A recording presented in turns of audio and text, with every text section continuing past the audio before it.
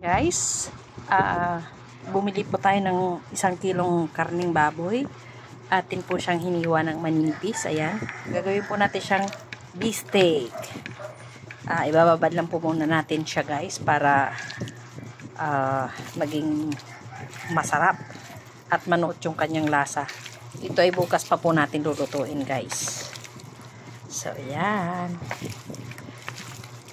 Gusto nga sana pork tapa.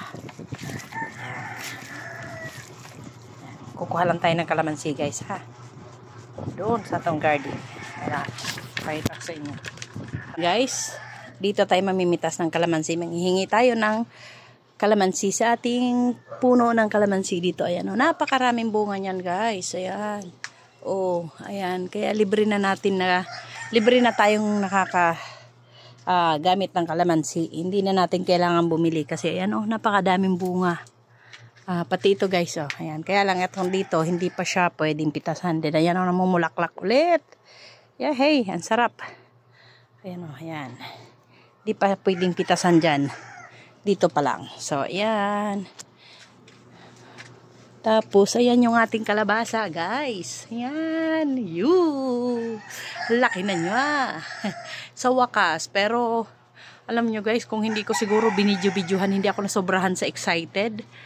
Ang daming bunga sana ng kalabasa ko na to. So, ito lang yung natuloy. Kasi, yan, sobrang excited eh. Picture ng picture.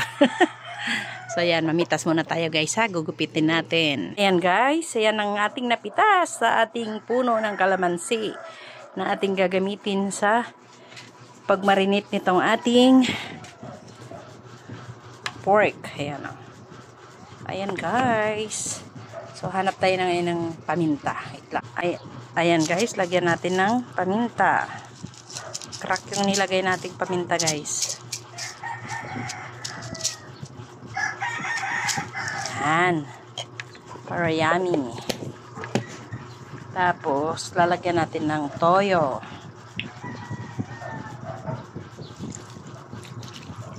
Ayan. Para siya ay yummy. Yan na muna guys. Actually, nilagyan ko yan ng 1 buong bawang na dinikdik.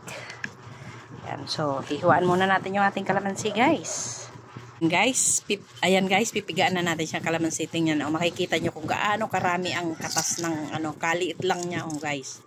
Pero masyado siyang makatas. Oh, ayan o.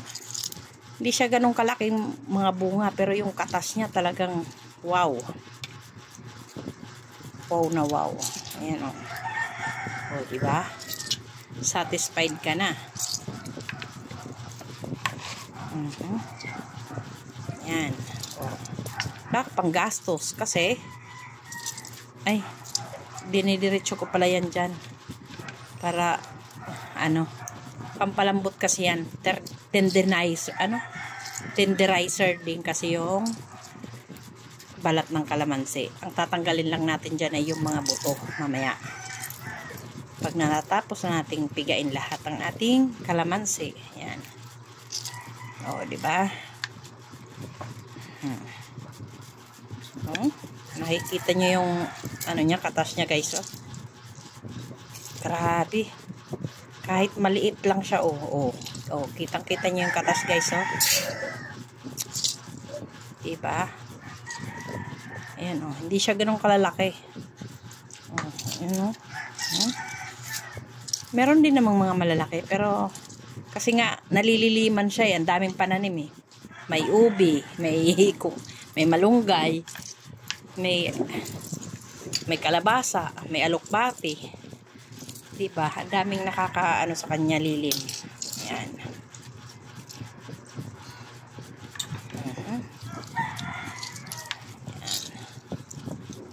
Ayan.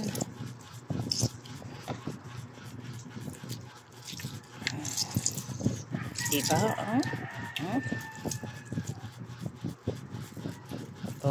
Kita niyo yung katas niya, no? Ganun siya kamakatas.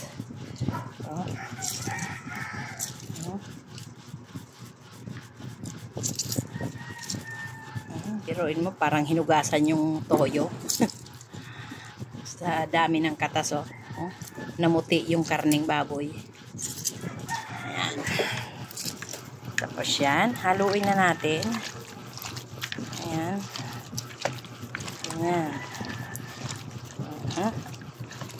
Para ano yung katas ng ating kalamansi. Ayan.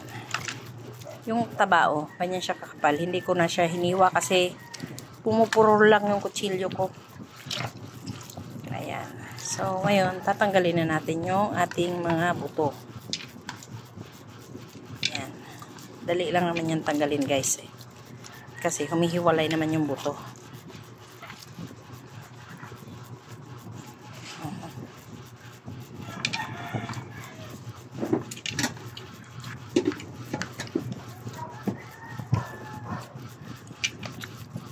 Pag hindi rin kasi natin to tinanggal, guys, papait yung ating lulutuin na bistik. Yan. Yan, sa nakikita nyo, guys, nilagyan po natin siya ng bawang para lalong sumarap ang ating bistik. Tas bukas hihiwaan na lang natin siya ng ng sibuyas na pabilog ang hiwa kasi yun ang masarap sa bistik.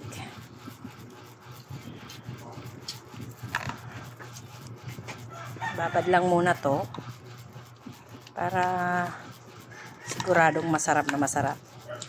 Kasi lalagay ko lang siya dun sa styro para hindi yung karne mag-iba ang lasa.